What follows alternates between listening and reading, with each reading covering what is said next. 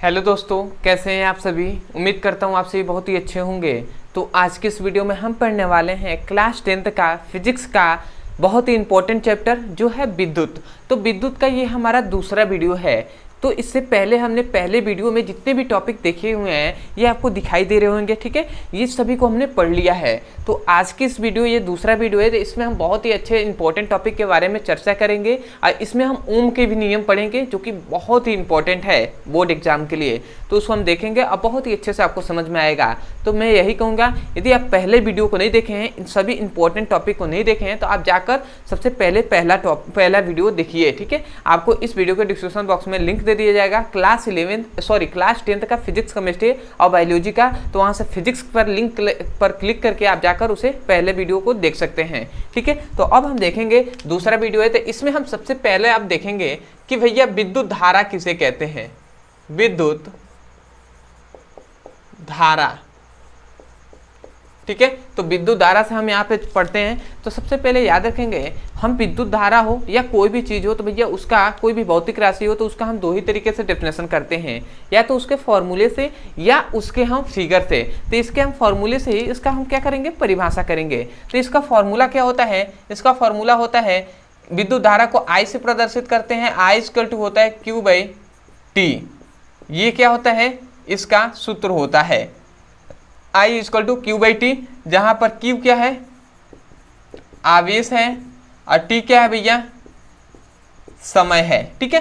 और हम जानते हैं कि कोई भी भौतिक राशि हो और उसके नीचे अपान में अगर समय से भाग दिया जाए तो उसको हम क्या पढ़ते हैं, उसे हम दर पढ़ते हैं जब परिभाषा करते हैं। तो याद रखेंगे दोस्तों, यहाँ पे आवेश है तो ये क्या कहेंगे हम कि मतलब कोई भी चालक तार है तो उसमें आवेश प्रवाह के दर को हम क्या कहते हैं, विद्युत धारा कहते हैं। मतलब हम डेफिनेशन क्या कह सकते हैं कि आवेश प्रवाह के दर को विद्युत धारा कहते हैं, ठीक है। तो आवेश किस में प्रवाहित होगा, ये तो हमने डेफिनेशन बोल दिया कि आवेश प्रवाह की दर को विद्युत धारा कहते हैं, परंतु आवेश किस में प्रवाहित होगा भैया। तो याद रखेंगे भैया, वो चालक कोई होगा, कोई चालक तार होगा, उसी में ना प्रवाहित होगा। तो ये मान लेते हैं क्या है, ये एक चालक तार है जिसमें क्या हो रहा है, जिसमें आवेश प्रवाहित हो रहा है, ठीक है। तो यही हम कह रहे हैं, हम क्या कह सकते हैं, ये कोई चालक है ना, ये कोई चालक है। तो हम यही कहेंगे कि किसी चालक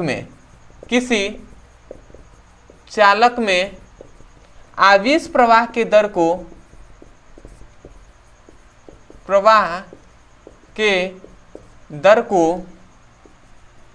क्या कहते हैं, विद्युत धारा कहते हैं, ठीक है। तो ये हमने डेफिनेशन बोला है, ठीक है। अच्छे से बोलेंगे, ये नहीं कि आवेश प्रवाह की दर को विद्युत धारा कहेंगे। भैया बोर्ड एग्जाम में दिया जाए तो आपको जितना अच्छे से एक्सप्लेन करेंगे उतना ही अच्छा से आपको नंबर दिया जाएगा। तो इसीलिए हमने क्या कहा कि किसी चालक में आवेश प्रवाह की दर को विद्युत धारा कहते हैं। तो ये हमने परिभाषा देख लिया और उसके बाद ये हमने क्या देख लिया, फॉर्मूला देख लिया। अब इसमें इंपॉर्टेंट चीज आते हैं। सबसे पहले कि इसका मात्रक क्या होता है। तो याद रखेंगे इसका मात्रक होता है, या सबसे पहला तो इसका मात्रक होता है जो होता है एम्पियर, ठीक है, एम्पियर होता है। और दूसरा एक और मात्रक हम कह सकते हैं, आवेश का मात्रक होता है कूलाम और समय का मात्रक होता है सेकेंड। तो हम दूसरा कह सकते हैं कि कूलाम प्रति सेकेंड।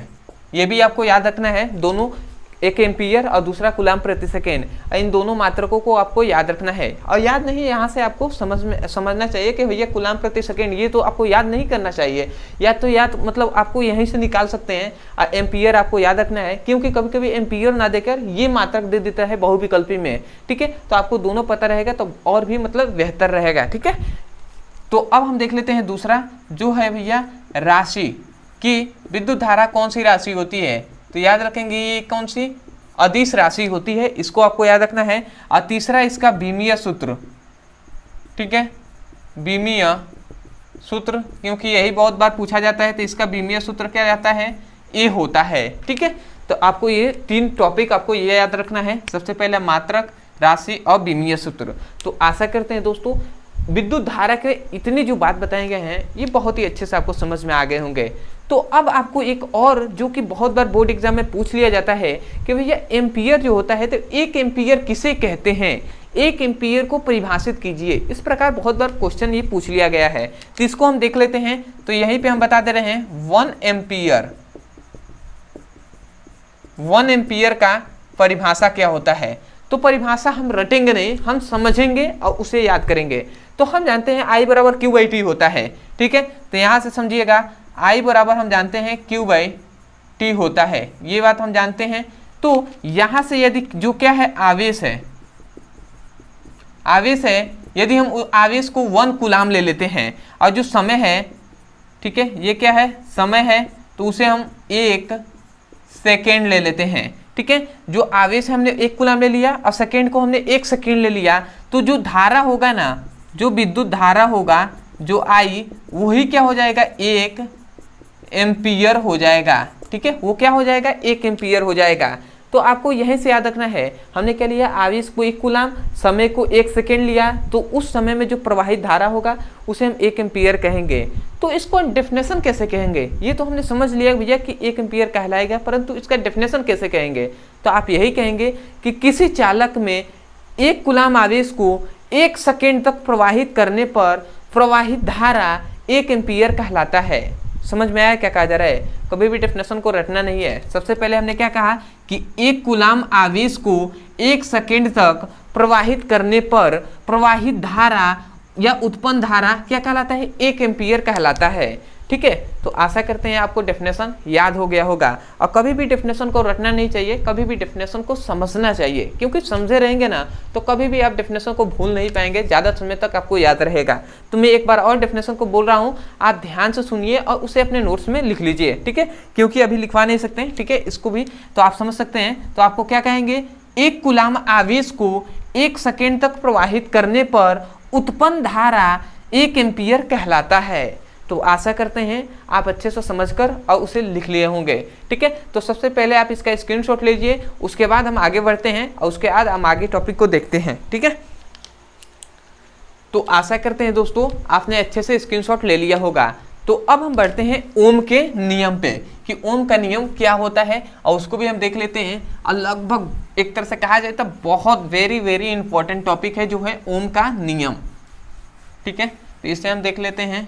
अब है हमारा ओम का नियम। दूसरा हमारा टॉपिक है ओम का नियम। अरे भैया ये क्या होता है, बहुत ही इंपॉर्टेंट है। तो यहाँ पे मैं लिख दे रहा हूँ वेरी इंपॉर्टेंट, ठीक है, वेरी इंपॉर्टेंट है ओम का नियम। तो भैया ओम का नियम क्या है इसको हम समझते हैं। और कभी भी इसका जो कथन है ना, याद करना नहीं है भैया, समझना है। और समझ जाएंगे तो भैया याद तो अपने आप ही हो जाएगा। तो यहाँ पे ओम के नियम बताया गया है कि मान लेते हैं ये कोई चालक है, ठीक है, ये कोई चालक है ए और बी, ठीक है।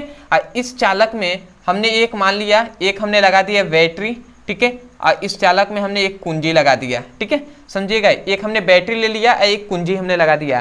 और ये क्या है, एक ए बी चालक तार है जिसमें एक हमने क्या लगाया है, ये बैटरी है और ये क्या है, कुंजी है, ठीक है। तो आशा करते हैं समझ में आ रहा होगा। और इस चालक तार ए बी है, इसका विभव है भी, ठीक है। तो अब ध्यान दीजिएगा, ये इसका चालक के विभव है क्या, इस चालक के सिरों पर विभव है भी। और इस चालक में हमने क्या लगाया है, एक बैटरी जोड़ा है।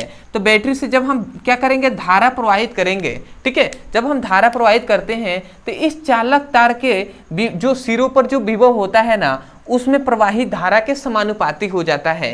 मतलब हमने क्या बताया कि जो चालक तार के सिरों पर उत्पन्न जो विभव है, चालक तार है ये, और इसके सिरों पर उत्पन्न जो विभव है, इसमें प्रवाहित धारा के क्या हो जाता है, समानुपाती हो जाता है। यही इस कथन में बताया गया है, मतलब भी समानुपाती आई हो जाता है, ठीक है। तो इसको हम डेफिनेशन, इसके कथन को हम कैसे बोलेंगे, तो हम यही कहेंगे कि यदि जो चालक तार है ना, ये क्या है, चालक तार है, तो इसकी भौतिक अवस्था में बिना परिवर्तन किए, मतलब इसकी भौतिक अवस्था में कोई परिवर्तन न हो।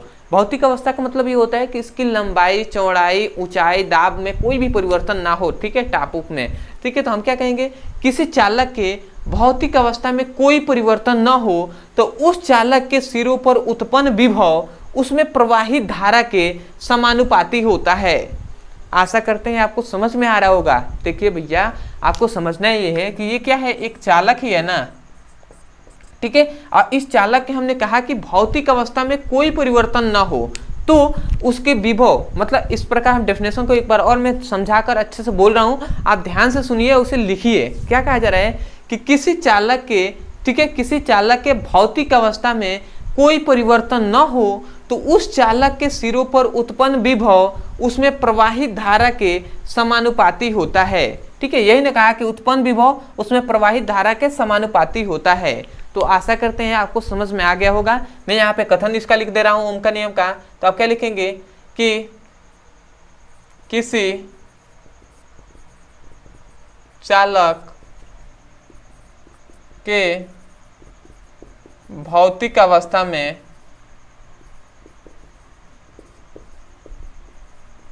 कोई परिवर्तन न हो तो उस चालक के सिरों पर उत्पन्न विभव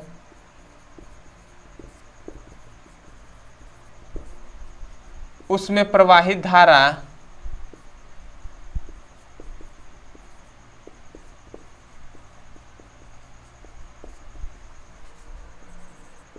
के क्या होता है, समानुपाती होता है। ठीक है, तो हमने क्या कहा है यहीं पे, यही जितनी बात यहाँ पे लिखवाई गई है उसे हम शब्दों में यहाँ से बोल सकते हैं कि किसी चालक के भौतिक अवस्था में बिना परिवर्तन किए उस चालक के सिरों पर उत्पन्न विभव उसमें प्रवाहित धारा के समानुपाती होता है। अब ध्यान दीजिएगा, इसको हम निकालते हैं, इसको आगे हम सॉल्व करते हैं। तो यहाँ पे समानुपाती के यदि हम चिन्ह को हटाते हैं, इक्वल कर लाते हैं, तो यहाँ पे एक नियतांक आता है जो है आर और यहाँ पे आई। अब यहाँ पे आर को यहीं पे हम रहने देते हैं और ये आई को हम इधर भेजते हैं, तो यहाँ पे आएगा तो भाग करेगा, क्योंकि इधर गुणा में है, इधर आएगा तो भाग कराएगा। इसका मतलब आई इसको आर इक्वल टू क्या हो जाएगा, वी बाई आई हो जाएगा। ठीक है, तो यहाँ पे जो हमें ये मिला ये क्या है भैया, यही है प्रतिरोध। ये जो आर है वो प्रतिरोध है, अब वी क्या है, विभव है, और ये क्या है, आई विद्युत धारा है। ठीक है, तो यहीं से ओम के नियम से हमें प्रतिरोध का फॉर्मूला मिलता है। ठीक है, तो इसको आपको याद रखना है, R equal to V by I. अब यहाँ से हम डेफिनेशन इसका करेंगे प्रतिरोध का, किसका भैया, यहाँ से हम इसका प्रतिरोध का डेफिनेशन करते हैं कि भैया प्रतिरोध होता क्या है। ठीक है, रेजिस्टेंस होता क्या है, इसको हम समझते हैं। तो याद रखेंगे दोस्तों, ये जो भी है इस चालक तारों के सिरों पर उत्पन्न विभव है ना, ये जो चालक तार है इसके सिरों पर उत्पन्न विभव है। ठीक है, तो हम यही नहीं कहेंगे कि किसी चालक के सिरों पर उत्पन्न विभव तथा उसमें प्रवाहित धारा के अनुपात को प्रतिरोध कहते हैं। ठीक है, समझ में आ रहा है ना, ये अनुपात है। ठीक है, तो सबसे पहले यदि हम इसके परिभाषा को तो आप समझ गए होंगे, नहीं समझेंगे तो एक बार और हम समझाएंगे। सबसे पहले इसके अर्थ पे बात किया जाए, इसके सबसे पहले यदि हम अर्थ पे बात करें कि इसका मीनिंग क्या होता है, तो याद रखेंगे इसका मीनिंग यही होता है कि आवेश प्रवाह के दर को क्या करता है, मतलब आवेश के प्रवाह में क्या करेगा, वो रुकावट करेगा। मतलब आवेश जो होता है, मतलब क्या होता है, जो विद्युत धारा के मार्ग में अवरोध उत्पन्न करता है। प्रतिरोध क्या मतलब यही होता है कि धारा के मार्ग में उत्पन्न अवरोध, मतलब धारा जब प्रवाहित होगी तो उसको रोकेगा कौन भैया, प्रतिरोध। तो उसे ही हम क्या कहते हैं, प्रतिरोध कहते हैं। मतलब धारा के मार्ग में उत्पन्न अवरोध प्रतिरोध कहलाता है। तो ये तो इसका मीनिंग हुआ, अर्थ हुआ, परंतु परिभाषा हम इस प्रकार नहीं कहेंगे कि धारा के मार्ग में उत्पन्न अवरोध प्रतिरोध कहलाता है, बल्कि हम परिभाषा यहाँ से हम करते हैं फॉर्मूले से ही। क्या कहेंगे कि कोई भी चालक है, कोई भी ये चालक है, तो चालक के सिरों पर उत्पन्न विभव उसमें प्रवाहित धारा के अनुपात को प्रतिरोध कहते हैं। तो हम यही कहेंगे कि किसी चालक के सिरों पर उत्पन्न विभव तथा उसमें प्रवाहित धारा के अनुपात को प्रतिरोध कहते हैं। ठीक है, तो आशा करते हैं आपको उसको समझ में आ गया होगा और आप इसे लिख लिए होंगे। तो मैं यहाँ पे परिभाषा भी लिख दे रहा हूँ। क्या कहेंगे, परिभाषा आप यही कहेंगे कि किसी चालक के सिरों पर उत्पन्न विभव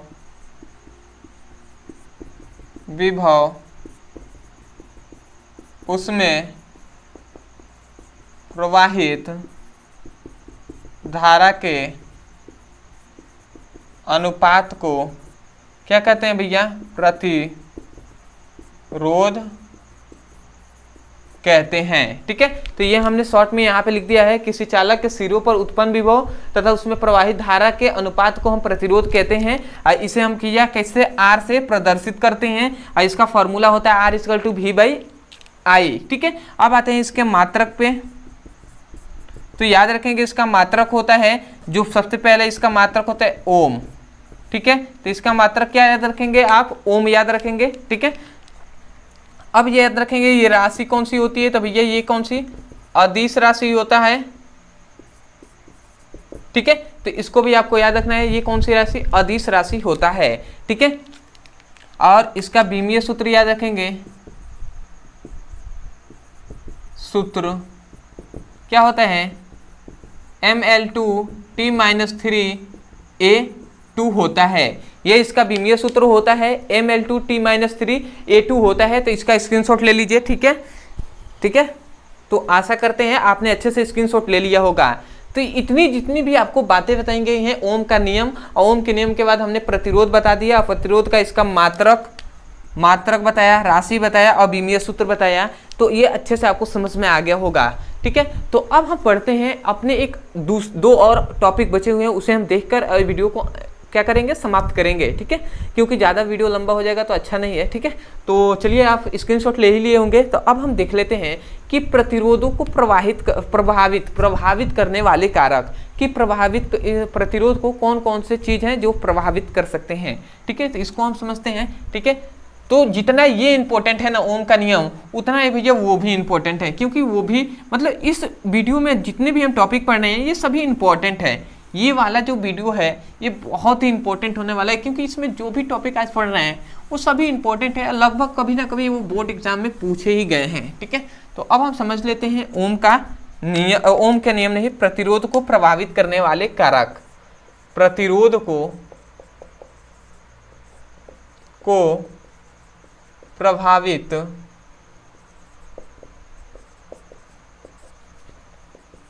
करने वाले कारक, कि ओम को प्रभावित करने वाले कौन कौन से होते हैं। ठीक है, तो याद रखेंगे ओम को प्रभावित करने वाले कारक क्या है, प्रतिरोध को प्रभावित करने वाले कारक क्या होते हैं, निम्न होते हैं। अब वो भैया निम्न कौन कौन से होते हैं, तो सबसे पहला यहाँ पर आपको याद रखना है।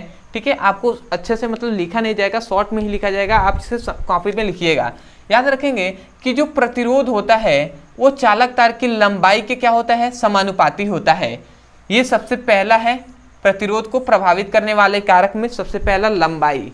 ठीक है, ये जो L है ये लंबाई है, किसकी लंबाई भैया, चालक तार की लंबाई है, और ये प्रतिरोध है। ठीक है, और ये समानुपाती होते हैं दोनों। इसका मतलब क्या हुआ कि यदि किसी चालक तार की जितनी लंबाई अधिक होगी उसका प्रतिरोध भी उतना ही अधिक होगा।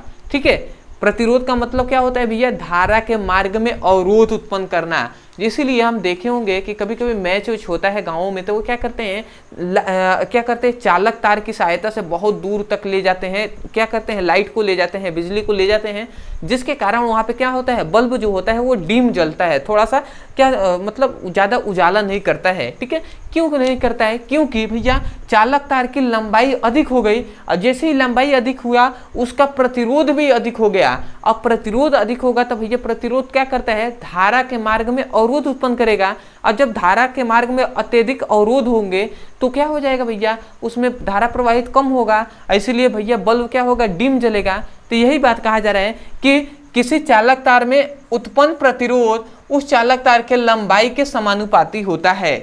ठीक है, तो यही बात आपको बताया गया। तो आप इसको शब्दों में क्या कहेंगे, किसी चालक में उत्पन्न प्रतिरोध उस चालक तार की लंबाई के समानुपाती होता है। ठीक है, तो आशा करते हैं आपको समझ में आया होगा। ठीक है, क्योंकि ये चालक तार का प्रतिरोध है और ये चालक तार की लंबाई है, तो हम यही करें किसी चालक में उत्पन्न प्रतिरोध और उस चालक तार में प्रवाह, मतलब किसी चालक तार में उत्पन्न प्रतिरोध चालक तार की लंबाई के समानुपाती होता है। ठीक है, तो मैं यहाँ पे लिख भी दे रहा हूँ, चलिए लिख भी दे रहा हूँ, क्या कहेंगे, चालक में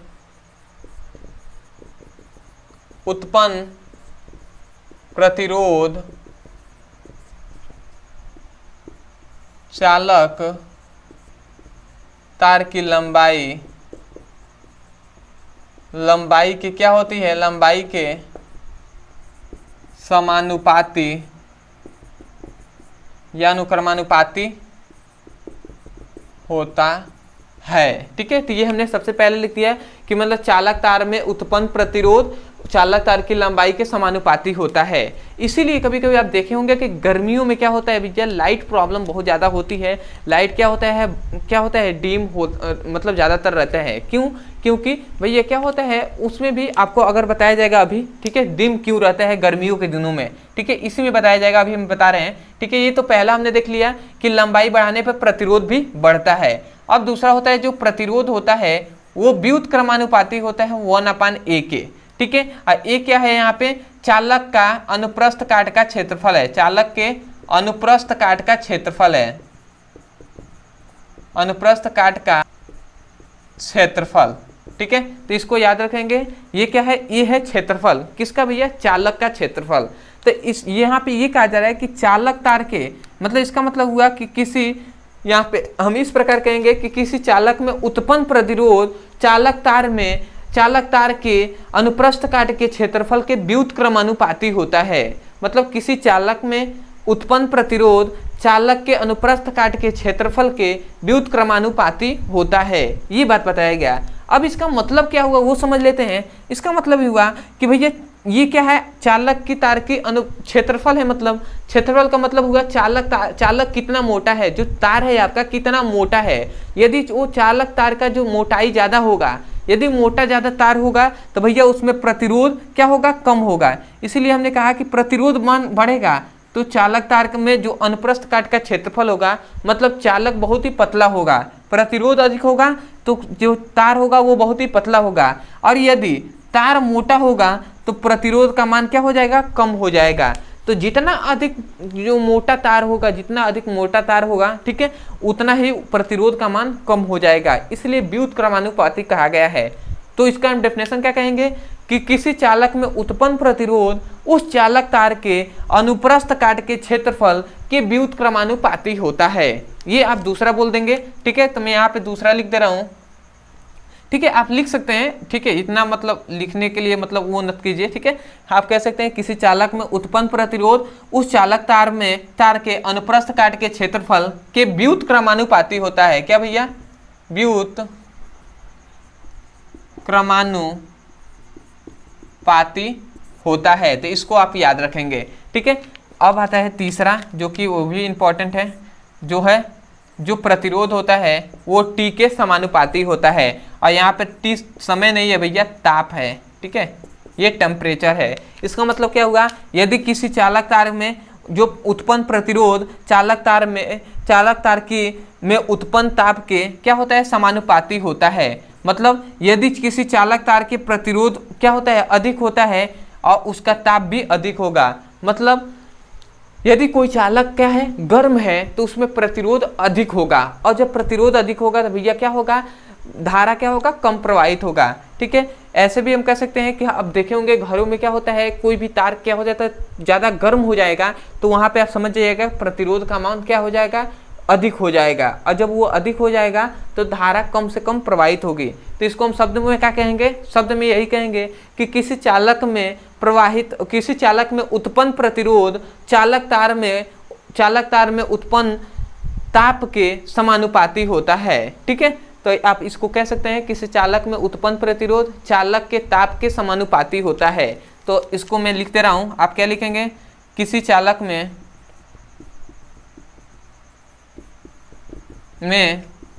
उत्पन्न प्रतिरोध चालक के ताप के समानुपाती होता है। ठीक है, तो आशा करते हैं आपको ये तीनों आपको अच्छे से समझ में आ गया होगा। अब आते हैं अपने अंतिम टॉपिक जो है विशिष्ट प्रतिरोध या प्रतिरोधकता। वो क्या होता है इसको समझकर हम वीडियो को समाप्त करेंगे। ठीक है, तो आप इसका स्क्रीनशॉट ले ही लिए होंगे। ठीक है, तो अब हम आगे बढ़ते हैं।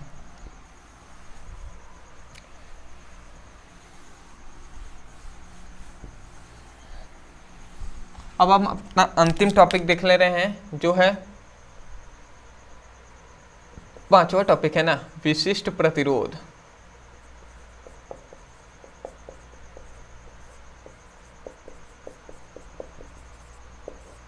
या इसे हम प्रतिरोधकता भी कहते हैं।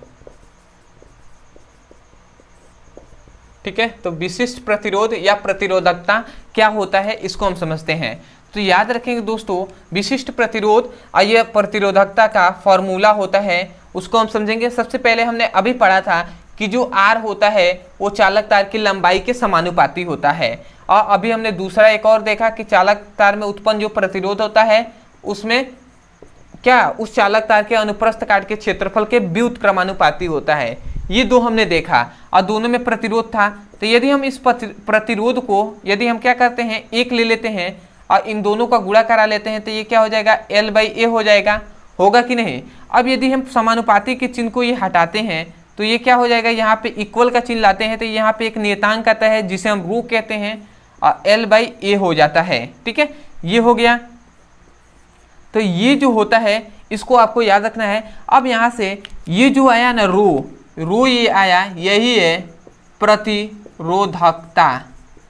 ठीक है, यही है प्रतिरोधकता। तो ये प्रतिरोधकता को यहीं पे रख देंगे और इन दोनों को हम इधर भेजते हैं। तो यहाँ से आपका जो मान मिलता है, प्रतिरोधकता का सूत्र मिलता है ρ=RA/L। यही है प्रतिरोधकता का फॉर्मूला। ठीक है, ये क्या है भैया, प्रतिरोधकता का फॉर्मूला है, आपको याद रखना है। और ये कैसे आया, इन दोनों के कारण ही आया है। अब आता है पॉइंट कि हमने तो फॉर्मूला देख लिया, परंतु इसका परिभाषा हम कैसे करेंगे। तो परिभाषा बहुत ही सिंपल है, ये है लंबाई, ये है अनुप्रस्थ काट का क्षेत्रफल। तो यदि हम अनुप्रस्थ काट के क्षेत्रफल को 1 ले लेते हैं, ठीक है, और ये लंबाई को भी हम क्या ले लेते हैं, 1 ले लेते हैं। ये क्या है, क्षेत्रफल है और ये क्या है, लंबाई है। इसको समझिएगा। ठीक है, यदि ये भी एक हो गया तो जो रो होगा, प्रतिरोधकता होगा, वो R के समानुपाती हो जाएगा। मतलब जो प्रतिरोधकता हो जाएगा, ये क्या है, प्रतिरोधकता है, वो R के इक्वल हो जाएगा। तो हम यही से डेफिनेशन क्या कहेंगे कि एकांक, ये एक क्या है भैया, इकाई है ना, इकाई कहिए या एकांक कहिए, ये भी इकाई है। तो हम यहीं से डेफिनेशन क्या कहेंगे कि ये क्या है, अनुप्रस्थ काट का क्षेत्रफल किसका है, चालक तार का ही है। तो हम क्या कहेंगे, इकाई अनुप्रस्थ काट के क्षेत्रफल तथा इकाई लंबाई वाले चालक तार में उत्पन्न प्रतिरोध विशिष्ट प्रतिरोध कहलाता है। समझिए क्या कहा जा रहा है, कभी भी रटना नहीं है भैया, कभी भी, क्योंकि फिजिक्स मतलब एक तरह से कहा जाए 95 वो क्या है, समझने वाला टॉपिक है, न कि रटने वाला। तो रटना नहीं है, समझना है। देखिए डेफिनेशन कितने इजी वे में कहा गया कि इकाई अनुप्रस्थ काट के क्षेत्रफल तथा इकाई लंबाई वाले चालक तार में उत्पन्न प्रतिरोध विशिष्ट प्रतिरोध कहलाता है। तो आशा करते हैं आपको समझ में आ गया होगा। तो आपको डेफिनेशन लिखा नहीं जाएगा, मैं चाहता हूं कि आप स्वयं नोट्स बनाएं, क्योंकि अपना नोट्स बहुत ही बेहतर होता है। तो मैं एक बार और डेफिनेशन बोल दे रहा हूं, आप ध्यान से सुनिए और उसे लिख लीजिए। क्या बोला गया कि इकाई अनुप्रस्थ काट के क्षेत्रफल तथा इकाई लंबाई वाले चालक तार में उत्पन्न प्रतिरोध विशिष्ट प्रतिरोध कहलाता है।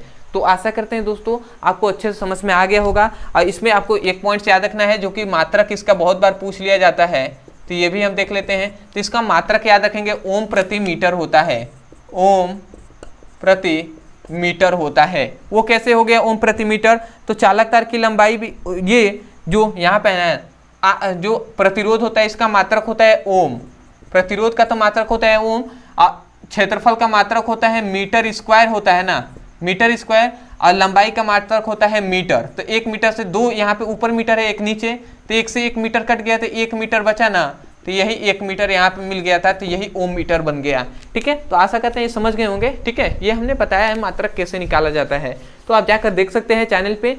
तो आशा करते हैं दोस्तों आपको बहुत ही अच्छे से समझ में आ गया होगा ये जितने भी टॉपिक पढ़ाए गए हैं। तो मैं यही कहूँगा, यदि आप हमारे चैनल पर नए होंगे तो सबसे पहले तो आप हमारे सपोर्ट के लिए चैनल को सब्सक्राइब कर दीजिएगा, वीडियो को लाइक कर दीजिएगा, और हो सके तो हमें कमेंट सेक्शन में जरूर बताइएगा कि आपको वीडियो कैसा लगा। अदरवाइज यदि आप क्लास जो 10th है फिजिक्स, केमिस्ट्री और बायोलॉजी तीनों का चैप्टर वाइज सीक्वेंस में एक एक करके वीडियो को पढ़ना चाहते हैं और डेफिनेशन को रटना नहीं चाहते हैं, समझना चाहते हैं और हमेशा के लिए याद करना चाहते हैं, तो भैया आपको इस वीडियो के डिस्क्रिप्शन बॉक्स में फिजिक्स, केमिस्ट्री और बायोलॉजी तीनों का लिंक दिया जाएगा। उस लिंक पे क्लिक करके आप चैप्टर वाइज सीक्वेंस में एक एक करके वीडियो को पढ़ सकते हैं और अपने सुंदर से नोट बना सकते हैं। या यदि आपको कोचिंग में या स्कूल में कोई भी टॉपिक समझ में नहीं आता है, जैसे कि मान लीजिए आपको विशिष्ट प्रतिरोध समझ में नहीं आ रहा है, तो आप यूट्यूब पे जाइए, लिखिए विशिष्ट प्रतिरोध ब्रदर सर, तो आपको वहाँ पे वीडियो मिल जाएगा, वहाँ से जाकर आप अच्छे से पढ़ाई कर सकते हैं। या आपको किसी भी टॉपिक का लिंक चाहिए या कोई भी सपोर्ट चाहिए तो आप इस नंबर पे 8874726058 इस नंबर पे हमें मैसेज कर सकते हैं। हमसे जितना होगा आपकी हेल्प किया जाएगा पढ़ाई के संबंध में, ठीक है। तो चलिए दोस्तों, आज के लिए इतने ही, मिलते हैं अगली वीडियो में, तब तक के लिए धन्यवाद। जय हिंद, जय भारत।